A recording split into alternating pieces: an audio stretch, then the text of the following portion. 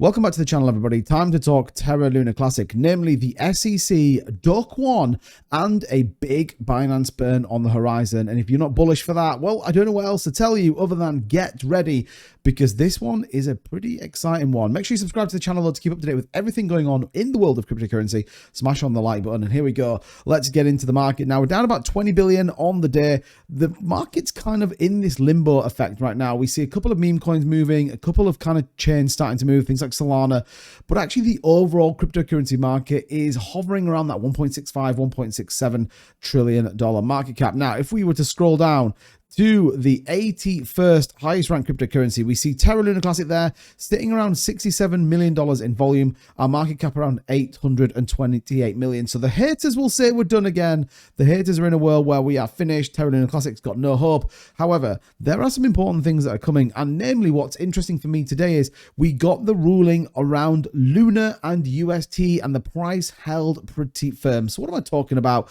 Well, ultimately, we got a judge ruling today on the Terra Luna and the UST coins in terms of them being securities. It says here, judge presiding over the lawsuit involving Duck 1, Terraform Labs, and the US SEC ruled that Quanta's company violated US laws. In a summary judgment, Judge Rakoff found in favor of the SEC, ruling that Terraform failed to register Luna and MIR as securities.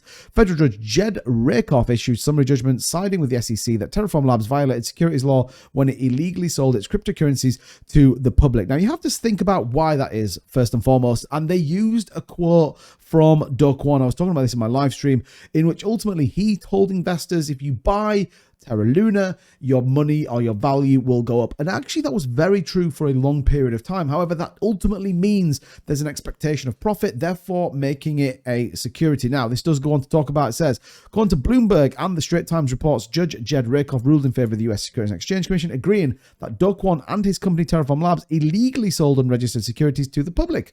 Unregistered securities in question are Luna and the Mirror protocol. It's important this. Now, Luna is the original. However, that token still exist. Luna Classic is different. We do have to bear that in mind. So, according to the Straits Times and report by Reuters, Judge Rakoff dismissed the SEC's allegation that Terraform made transactions in unregistered security-based swaps.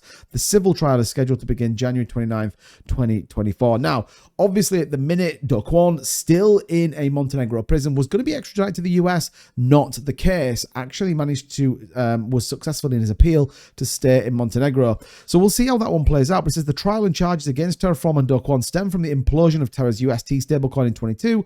The SEC alleged that Terraform Labs and Terraform raised $25 million through a fraudulent security offering. Lawyers for Quant and Terraform Labs recently filed a motion for summary judgment asking Judge Rakoff to dismiss the SEC's case, arguing that LUNC and MIR do not constitute securities. Now, interesting that they use LUNC there. It does mean Luna as opposed to LUNC. So, look, it's an interesting point. I don't think it's done a massive dent on the price. And equally, whether the SEC were going after it as a byproduct from the failings that they've got with XRP, well, we'll never know. But ultimately, that's kind of where we get. Whether Duck 1 will ever get into trial, who knows? But the point is they've come out and they've got a little win. I guess the SEC has, particularly around Luna. It is important to reference that, not Luna Classic. We are now on a different chain and slightly different protocol than what we were on originally. So do bear that in mind. Now, more home news. Genuine Labs, Terra Classic development proposal. We talked about this yesterday. 16K for a development around a number of developers on this. They're going to be looking at a few bits. This looks like it's going to pass. 16K is what the budget's going to be. 6 weeks for them to get into some of this stuff. Going to be interesting to see how this plays back. We haven't really had anything like this for a while. Now, what's my view of this? It's interesting we shift from a burn narrative to a usability narrative, and I don't think this is the bad thing. The IBC hooks and PFM, the L1T module, and the E2E and interchain test for IBC hooks could be well worthwhile, and a fee tax mechanism, all of which will support decentralization and, more importantly, the potential repeg when it comes to USTC. Coordination with Terra Classic teams to release the updated version with new features and mechanisms. So again, we'll see how this one plays out.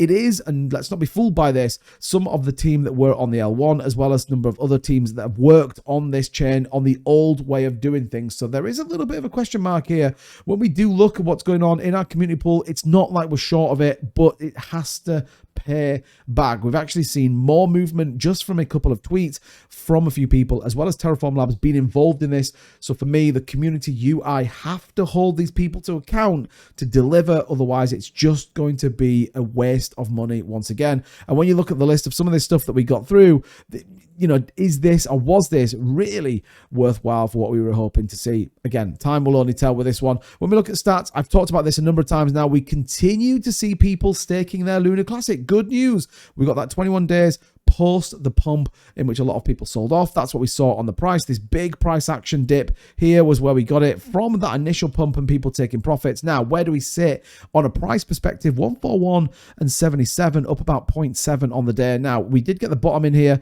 the buy potential. We want to see this start to push back up this trend line here at the 15.4 range, then up a little bit further, 1800. We need market catalyst. Don't be fooled.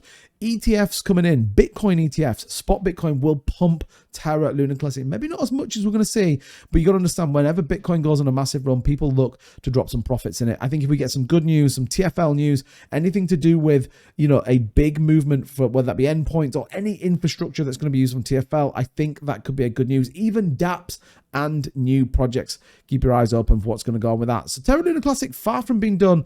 And then the judge ruling hasn't really done anything to the price. But as always, let me know in the comments, what do you think of that ruling from the SEC? Do you think it's an attack on XRP, or do you think it's justified when it comes to Luna Classic? And do you think it makes a difference? I'm always interested to know your thoughts. As ever, if you made it all the way to the end of the video and you enjoyed this content, subscribe for more and smash that like button. YouTube loves it when you guys hit that like button. As ever, have a great day. I'll see you guys tomorrow. Take care. Bye-bye.